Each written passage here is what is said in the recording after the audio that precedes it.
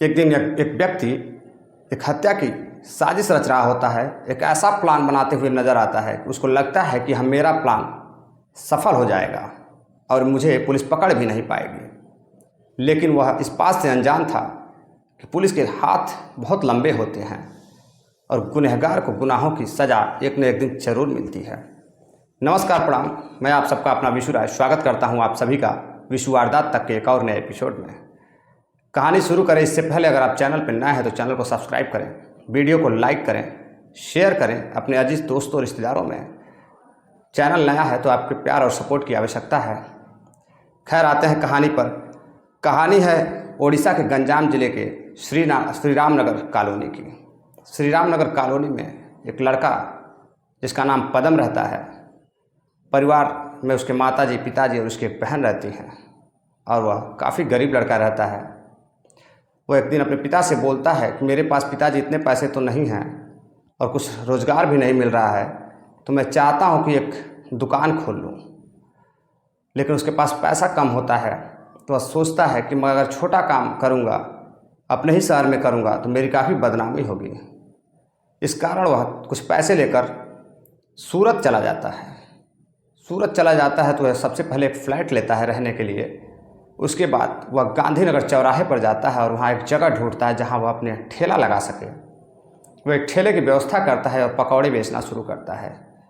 एक दिन फ्लैट के नीचे से वह देखता है कि एक लड़की निकलकर अब रोड की तरफ जा रही है और काफ़ी खूबसूरत लड़की रहती है। तो वह उस लड़की के चक्कर में पड़ जाता है। वह पता लगाता है कि ये लड़की आखिर हमारे फ्लैट में कौन से मंजिल पे रहती है। तो वह जब उसे पता चलता है कि लड़की जो है फर्स्ट फ्लोर पे रहती है और जो पदम होता है वह सेकंड फ्लोर पे रहता है, तो वह कुछ पकौड़े और भाजियाँ ले करके लड़की के दरवाजे पे नॉक करता है, खटखटाता है। जब लड़की निकल कर आती है तो वह देखने लगता है। लड़की पूछती है, जी हाँ बताइए क्या काम है। पदम कहता है, कुछ नहीं, मैं बाहर ठेला लगाता हूँ तो मैं आपके लिए भुजिया और पकौड़े लाया हूँ। तो वह बोलती है, मैंने तो ऐसा कुछ कहा नहीं था, मैंने तो कोई ऑर्डर नहीं किया था। तो वह बोलता है, जी आप मेरे फ्लैट में रहती हैं, आप इसलिए मैं सोचा कि आपको भी टेस्ट करा दूँ कि मेरी पकौड़े और भजियाँ कैसी हैं। लड़की मुस्कुराने लगती है। लड़की पकौड़े और भजिया लेकर अंदर चली जाती है। फिर दूसरे दिन पदम जाता है और खटखटाता है और लड़की से पूछता है कि आपने बताया नहीं कि टेस्ट कैसा था। जो लड़की होती है उसका नाम रजनी होता है। रजनी पेशे से इंजीनियर होती है और बोलती है, टेस्ट तो तुम्हारा बहुत अच्छा है, इसके पैसे लेते जाओ। तो बोलता है, अपनों से पैसा क्या लेना, आप तो मेरी अपनी हैं। तो लड़की पूछती है कि अपना, मैं तो तुम्हें जानती भी नहीं हूँ, अपना तुम्हारा अपना कैसे हो गई। तो बोलता है, आप मेरे फ्लैट में रहती हैं और फ्लैट में रहने वाले सभी लोग हमारे परिवार के सदस्य हैं। लड़की मुस्कुराने लगती है, चली जाती है अंदर। फिर एक दिन पदम के दुकान पे वह लड़की रजनी आती है और कुछ पकौड़े खाती है, भजिया पैक कराती है, पैसे देने लगती है तो वह नहीं लेता है और कहता है कि आपका नाम मैं नहीं जानता हूँ, आपका नाम क्या है। तो वह बताती है कि मेरा नाम रजनी है और मैं इंजीनियरिंग का काम करती हूँ, मैं पेशे से इंजीनियर हूँ। तो लड़का कहता है कि रजनी, मैं आपसे जाने अनजाने में बहुत मोहब्बत करने लगा हूँ। तो लड़की भी मुस्कुराती है और कहती है कि मैं भी आपको चाहने लगी हूँ। दोनों की चाहत इस कदर बढ़ जाती है कि कभी वह शॉपिंग मॉल, कभी सिनेमा घर, तो कभी रेस्टोरेंट में नज़र आते हैं।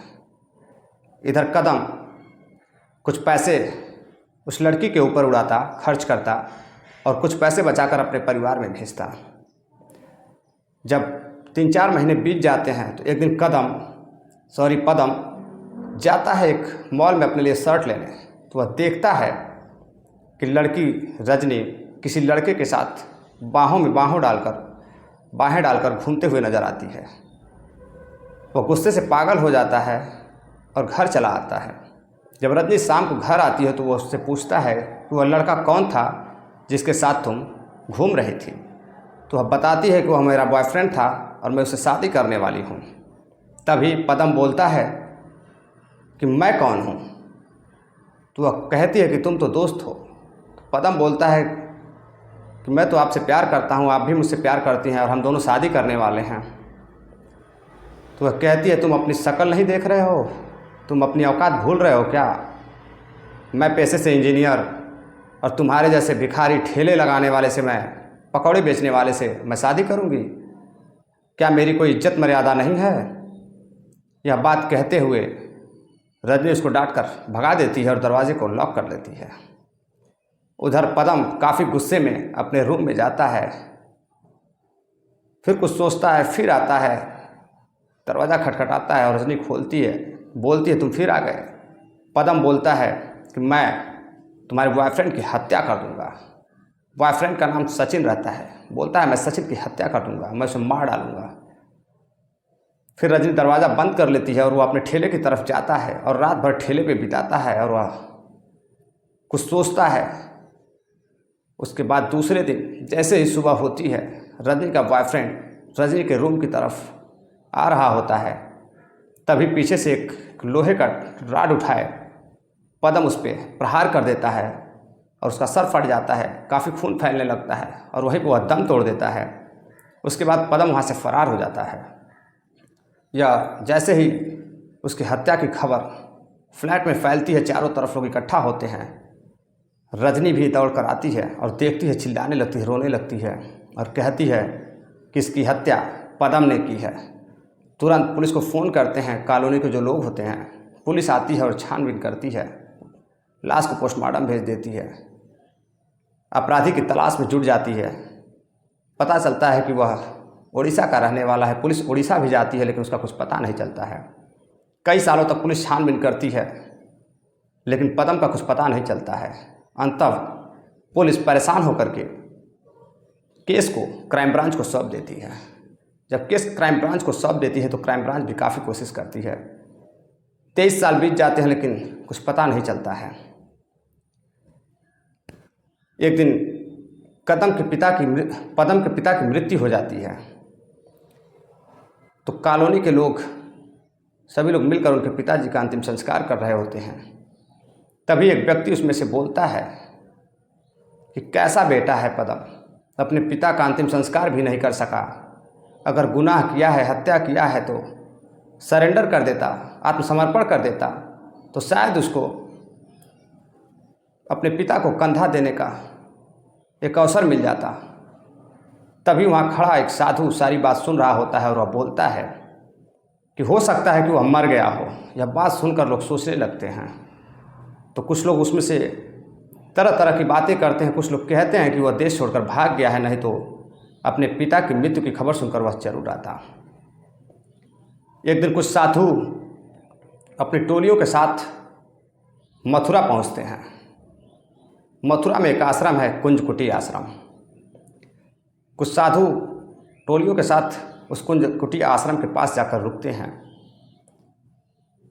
और उस कुंजकुटी आश्रम के पास एक मशीन लगी होती है, वहाँ पानी पीते हैं। तभी अंदर से कुटी से एक साधु निकल कर आता है और कहता है कि हे साधु, आप लोग जो है अंदर चलिए, अंदर बैठकर आराम से पानी पीजिए और इतनी तपती धूप है, जून का महीना है, आप लोग अंदर चलिए, आराम करिए।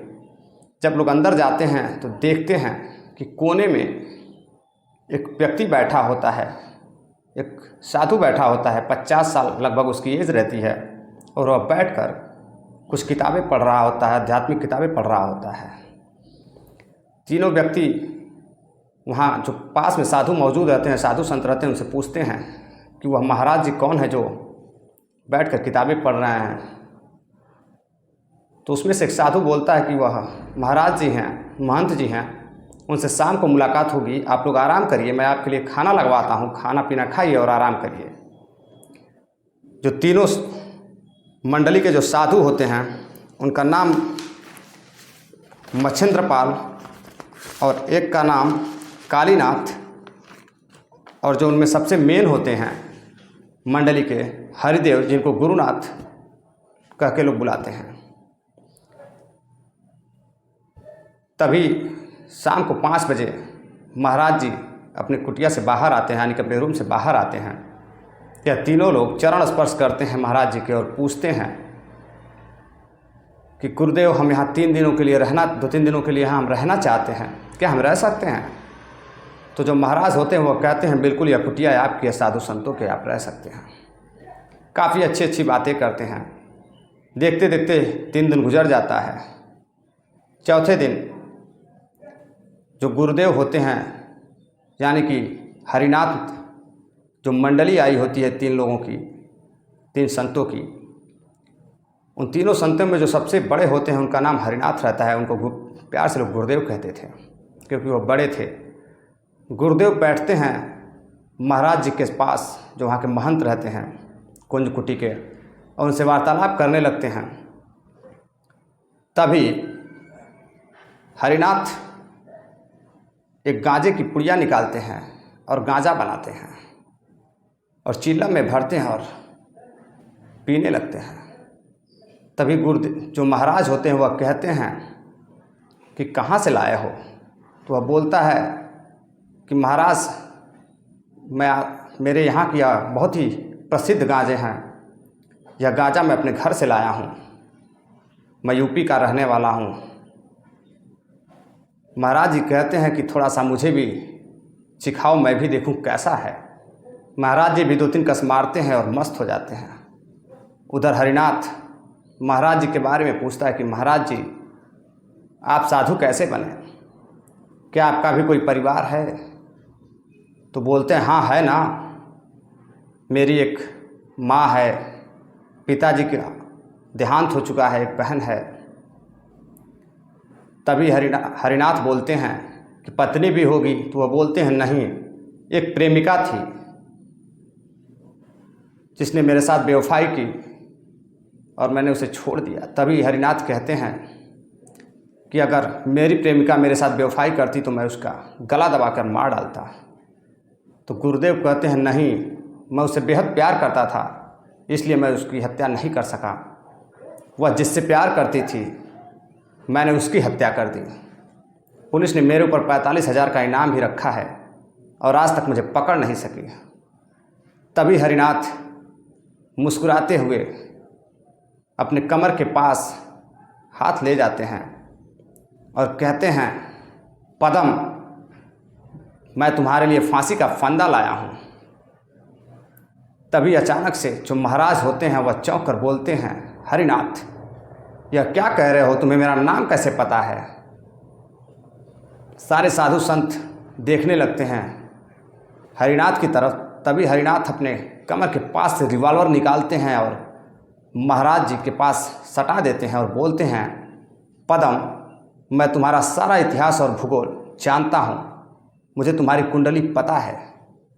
तुम सूरत में एक सचिन नाम की हत्या करके भाग रहे हो और 23 साल से तुम्हें पुलिस ढूंढ रही है। तुम्हें क्या लगा कि तुम पकड़े नहीं जाओगे?